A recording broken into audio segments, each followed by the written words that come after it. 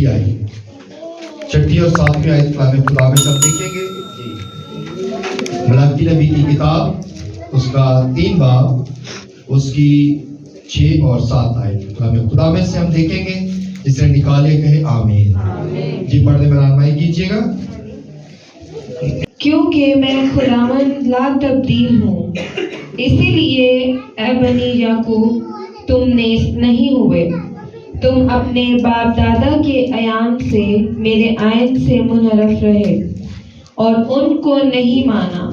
تم میری طرف رجوع ہو تو میں تمہاری طرف رجوع ہوں گا، رب الفاظ فرماتا ہے۔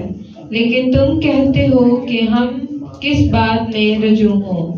خداوند کے پاک کلام کے پڑھے، اس میں جانے پر خداوند کی خاص برکت ہو۔ خداوند کا شکر ہو سب کے آمین۔ سب لوگ بیٹھ جھک رکھیں، سب لوگ بیٹھیں۔ کلام خدا میں سے جو آج ہم نے سنا ہے، ملاکی نبی کی معرفت، ہم اس ٹاپک کو لے کر چل رہے ہیں کہ آفتاب صداقت جو ہے وہ نکلنے والا ہے، آفتاب صداقت دنیا میں آنے والا ہے، بلکہ اس کی ہم یادگاری میں ساری عبادات کرتے ہیں۔ وہ تو 2000 سال پہلے سے ہی اس دنیا میں موجود ہے اور اس نے وعدہ کیا ہے کہ میں ہر وقت تمہارے ساتھ ہوں، اور وہ ہر وقت ہمارے ساتھ ہے۔ لیکن ہم ہر سال اس کی اس جنم دن کی جو سیلیبریشن ہے ہر سال کرتے ہیں۔ ہر سال ہم اس کے پیدا ہونے کا، اس کے دنیا سے چلے جانے کا، مردوں میں سے زندہ ہونے کا، ہر چیز کو ہم کیا کرتے ہیں؟ یاد کرتے ہیں، سیلیبریشن کرتے ہیں کہ خدا نے اپنے بیٹے یسوع ناصری کو اس دنیا میں بھیجا تاکہ وہ ہمارے گناہوں کا کفارہ کرے۔ تو آج اس بات کو ہم دیکھتے ہیں، ملاکی نبی نے تقریباً 430 سال پہلے یہ جو ہے پیغام ہم تک پہنچایا کہ لکھا ہے کیونکہ میں خداوند لا تبدیل ہوں، اسی لیے اے بنی یعقوب تم نیست نہیں ہوئے۔ خدا کیا ہے؟ لا تبدیل ہے۔ خدا کے اندر تبدیلی نہیں ہے، خدا اپنے اندر تبدیلی نہیں رکھتا۔ خدا اپنے اندر جو ہے کسی کے لیے جو ہے وہ عیب جوئی نہیں رکھتا، کسی کے لیے نفرت نہیں رکھتا، کسی کے لیے جو ہے وہ بری بات نہیں رکھتا۔ اسی لیے خدا کا جو بھی پیغام آپ دیکھیں گے وہ بالکل یہی ہے، انسان کے اندر بھلائی پیدا کرنا۔ خدا کا کلام آپ کہیں سے بھی پڑھ کر دیکھ لیں، خدا کا کلام یہی ہے، ایک دوسرے کے ساتھ محبت رکھنا۔ خدا کا کلام یہی ہے کہ ہم ایک دوسرے کے ساتھ محبت، پیار اور سلامتی کے ساتھ رہیں۔ اس لیے کلام میں لکھا گیا کیونکہ میں خداوند لا تبدیل ہوں، میں نے جو وعدہ کرتا ہوں وہ پورے کرتا ہوں، میں جو بات کہتا ہوں اس کو پوری کرتا ہوں۔ اور کہتے ہیں کہ بنی یعقوب تم نیست نہیں ہوئے۔ تم نیست کیوں نہیں ہوئے؟ کیونکہ میرے اندر یہ بات نہیں تھی، میں کسی گنہگار کی ہلاکت نہیں چاہتا۔ وہ یہ بات کہتا ہے کہ میں کسی گنہگار کی ہلاکت نہیں چاہتا، اسی لیے تم لوگ جو ہے ہلاک نہیں ہوئے، تم نیست نہیں ہوئے۔ حالانکہ تمہارے اندر کیا خرابی تھی؟ تم اپنے باپ دادا سے ہی میرے حکموں سے منحرف رہے، میری باتوں سے منحرف رہے، میری باتوں کو تم لوگوں نے نہیں مانا۔ میں جو جو کلام تمہیں دیتا رہا تم نے اس کے اگینسٹ کام کیا، لیکن میں پھر بھی تم پر رحم کرتا رہا۔ جب جب بھی آپ کلام میں دیکھیں، بنی اسرائیل جب جب بھی اسیری میں گئی ہے، جب جب بھی غلامی میں گئی ہے، انہوں نے خدا کی نافرمانی کی اور وہ اسیری میں جا کر گئے، وہ غلامی میں رہے۔ جب جب انہوں نے نافرمانی کی اور جیسے ہی انہوں نے معافی مانگی، توبہ کی، اپنے گناہوں کا اقرار کیا، تو خدا نے ان کے لیے انتظام کیا اور پھر ان کو غلامی سے نکالا۔ آج بھی ایسے ہی ہے، ہم جب گناہ کرتے ہیں، جب بھی خدا کے خلاف بات کرتے ہیں، جب بھی خدا کے خدا کی طرف سے منحرف ہو جاتے ہیں تو ہم کیا ہوتے ہیں؟ پریشانی میں، مصیبت میں، دکھ میں، غم میں پھنس جاتے ہیں۔ اور جب ہم اپنے گناہوں کا اقرار کرتے ہیں، جب بھی ہم اپنے خدا کے حضور اپنے گناہوں کی معافی مانگتے ہیں، توبہ کرتے ہیں، تو خدا ہمیں کیا کرتا ہے؟ ان چیزوں سے نکالتا ہے، مصیبت سے نکالتا ہے، پریشانی سے نکالتا ہے، غموں سے رہائی دے دیتا ہے، بیماریوں سے آزاد کر دیتا ہے، پریشانیوں سے نکالتا ہے۔ جب بھی ہم نے خدا کے حضور معافی مانگی، خدا نے ہمیں آزاد کیا ہے۔ اور پوری بائبل مقدس کو دیکھ لیں کہ جب بھی ہم گناہ کرتے رہے، انسان گناہ کرتا رہا، وہ مصیبت میں پھنس جاتا رہا۔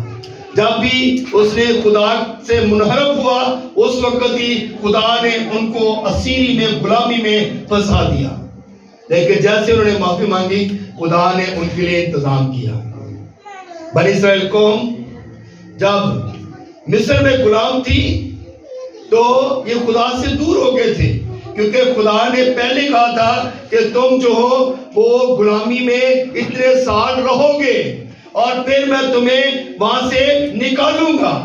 خدا نے اپنے وعدہ پورا کیا۔ کلام میں یہی بات کی ہے کہ خدا لا تبدیل نہیں ہے، خدا تبدیلی اپنے اندر نہیں لاتا، خدا جو وعدے کرتا ہے اس کو پورے کرتا ہے۔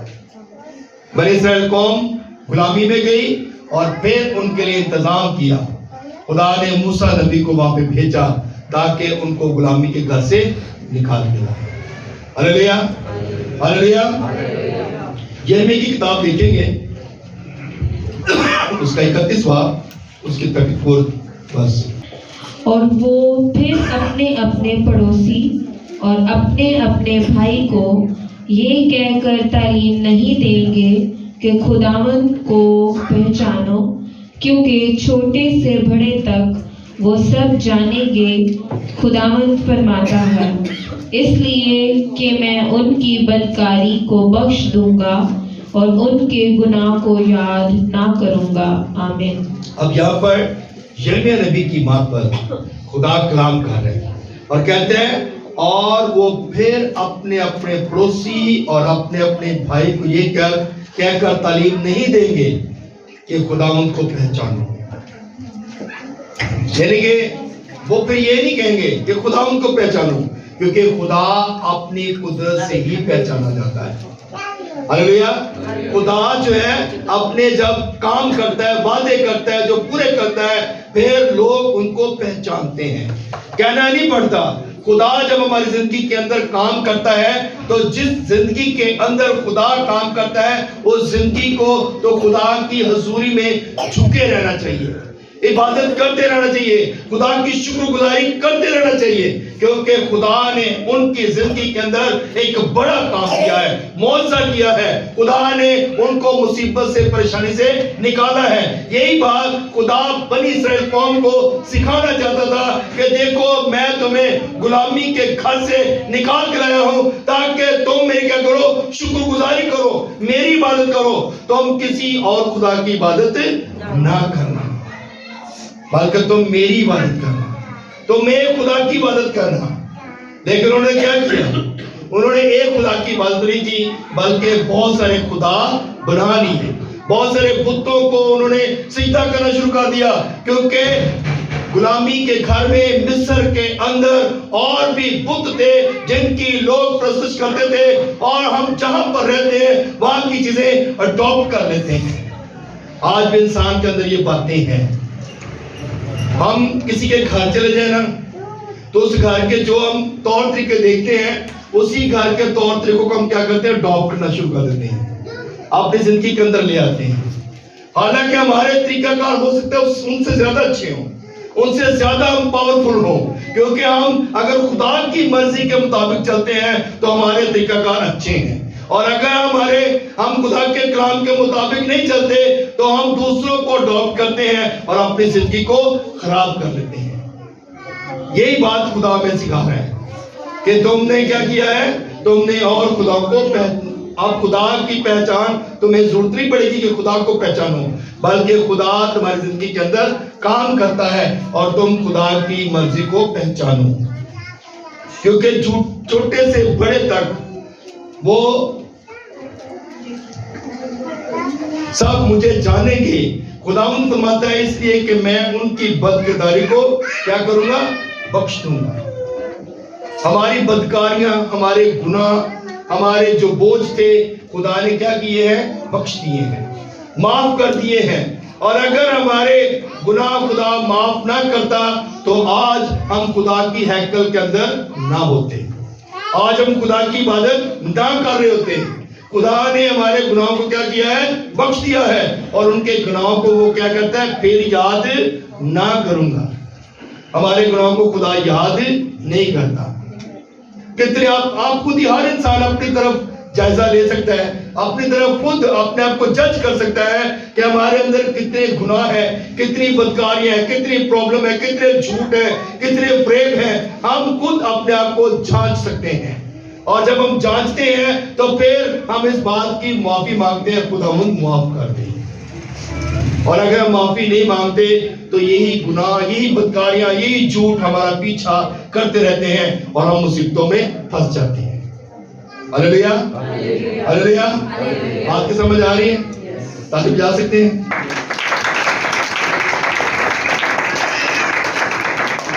तीतस की किताब निकालेंगे नया ड्रामा में, उसका 3 बाब और उसकी 3 आयत से लेके 8 आयत तक कलाम खुदा में सब देखेंगे। तीतस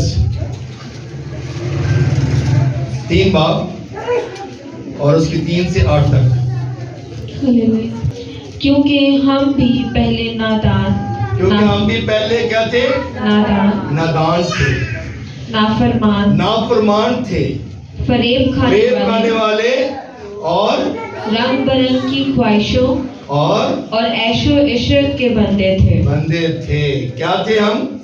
कैसे थे हम? पहले थे नादान थे, नादानी हमारे अंदर थी। नादान वो लोग होते हैं जिनको कुछ समझ नहीं होती। और नाफरमानी करने वाले। बाप ने कह दिया कि काम करना है, नाफरमानी, कोई नहीं काम किया। माँ ने कह दिया काम करना है, नहीं किया, नाफरमानी। कहीं जॉब करते हैं, जॉब पे अगर आपके बॉस ने कह दिया काम करना है, नहीं किया, नाफरमानी।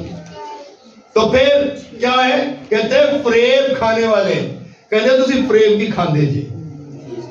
क्योंकि हम क्या करते हैं, हम लोगों की शक्लों को देख के, उनके झूठे रवैयों को देख के हम क्या करते हैं, फरेब खा लेते हैं।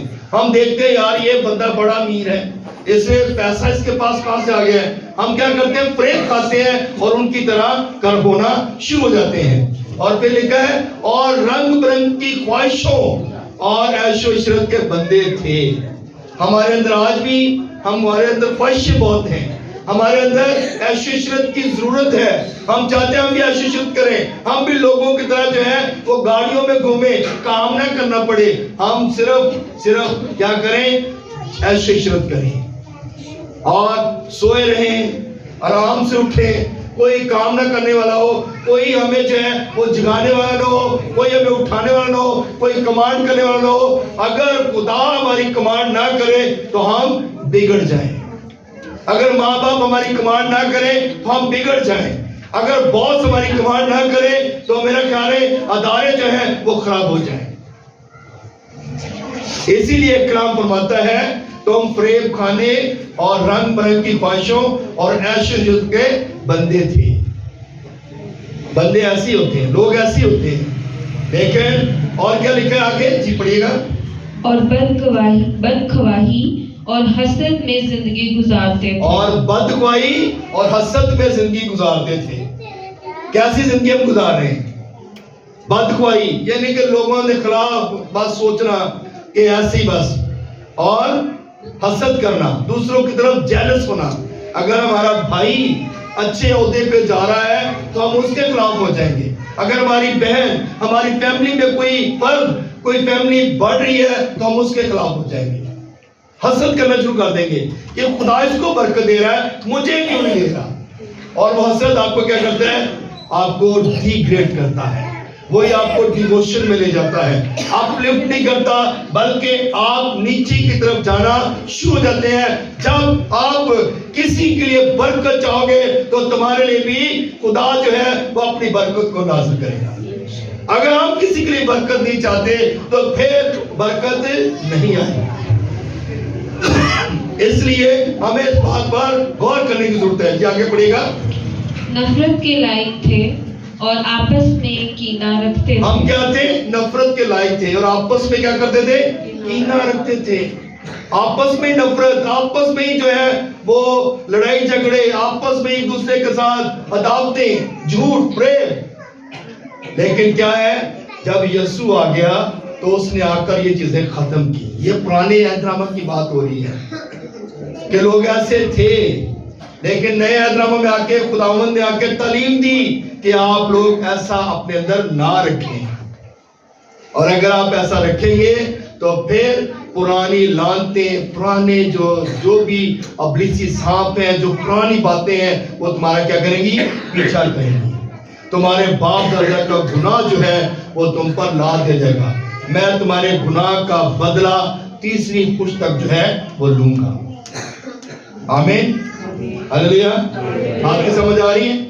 और गुनाह जो है, जब तक अगर आपका दादा है उसने अपने गुनाहों की माफी नहीं मांगी तो उसका गुनाह भी आगे उसकी औलाद पर, फिर आगे उसकी औलाद पर। अगर हम माफी नहीं मांगते तो वही गुनाह हमारी जिंदगियों के अंदर चलता रहता है। जब तक आप माफी नहीं मांगेंगे आप वो गुनाह की, तो उस वक्त तक वो गुनाह पीछा करता रहेगा। हमने गुनाहों की माफी मांगनी है। यीशु दुनिया में आए इसलिए ताकि वो गुनाहों से मुआफ करे, गुनाहों से रिहाई दे, गुनाहों से आजाद करे। और अगर हम माफी नहीं मांगते तो फिर क्या हाल होता है? हमारा जाके पड़ेगा। मगर जब हमारे मुनज्जी खुदा की मेहरबानी और इंसान के साथ उसकी उल्फत जाहिर हुई तो उसने हमको निजात दी, मगर रास्तबाजी के कामों के सबब से नहीं जो हमने खुद किए, बल्कि अपनी रहमत के मुताबिक नई पैदाइश के गुस्ल और रूह कुद्दस के हमें नया बनाने के वसीला से, जिसे उसने हमारे मुनज्जी यीशु मसीह की मार्फत हम पर इफरात से नाज़िल किया, ताकि हम उसके फजल से रास्तबाज ठहर कर हमेशा की जिंदगी की उम्मीद के मुताबिक वारिस बने। आमीन। अब यहाँ पर बात बताई गई है, अगर हम अपने गुनाहों की माफी मांगेंगे तो हमेशा की जिंदगी के वारिस बन जाएंगे, और अगर आप माफी नहीं मांगेंगे तो हमेशा की जिंदगी के वारिस नहीं। हमेशा की जिंदगी के वारिस बनने के लिए सबसे पहला जो काम है वो मुआफी है। तुम किसी के गुनाह माफ करोगे तो तुम्हारे गुनाह भी माफ किए जाएंगे। हम यही काम तो करते नहीं, हम यही काम नहीं करते। हम किसी के गुनाह तो माफ करते नहीं है, हम अपने अंदर जो है नफरत रखते हैं। और पैदाइश का जो दिन है, दिसंबर का जो महीना है, मसीह यीशु के आने का जो मकसद है वो यही है कि हम एक दूसरे के गुनाहों को क्या करें? मुआफ करें। यीशु आए दुनिया में इसलिए ताकि हमारे अंदर माफी की रूह को पैदा किया जाए।